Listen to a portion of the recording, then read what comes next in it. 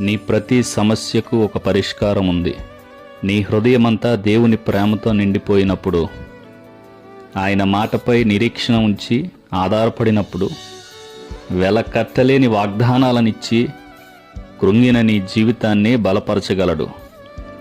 దేవుని వాగ్దానాలంటే పండుగలకు పంపుకునే శుభాకాంక్షలు వంటివి కావు. సర్వసృష్టికర్త అయిన దేవుని మాటలు. అవి మనకు నిరీక్షణనిస్తాయి. మరణమే శరణ్యం అనుకున్న పరిస్థితులలో సహితము జీవితం మీద ఆశలు చిగురింపజేసి ఫలవంతమైన జీవితాన్ని అనుగ్రహిస్తాయి. దేవుని సహాయంతో ఎట్లాంటి పరిస్థితులనైనా తట్టుకోగలము. దేవుని మాటలు మనలను సృష్టించిన దేవుని వైపుకు నడిపిస్తాయి. ఆయన నీ క్షేమాన్ని కోరేవాడు, నిన్ను శ్రద్ధతో పట్టించుకునేవాడు, నీ విజయమును కోరేవాడు. దేవుడు నా తలరాత ఇట్లానే వ్రాశాడేమో, అందుకే నా జీవితంలో సమాధానం లేదని నీకు నీవు ఊహించుకొని దేవునిని నిందించే ప్రయత్నం చేస్తున్నావా? అయితే ఒక్క విషయం, నేను మిమ్మును గూర్చి ఉద్దేశించిన సంగతులను నేనెరుగుదును.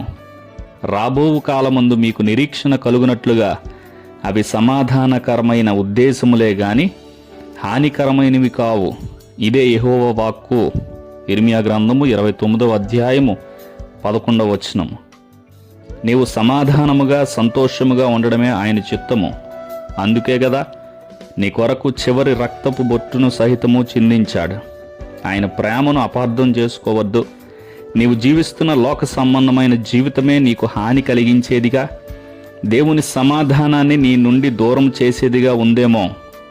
లేకపోతే ఆయన పైన నీవు ఆధారపడలేకపోవడం వలన ఆయన సమాధానకరమైన ఉద్దేశాలు నీ జీవితంలో నెరవేరడం లేదేమో.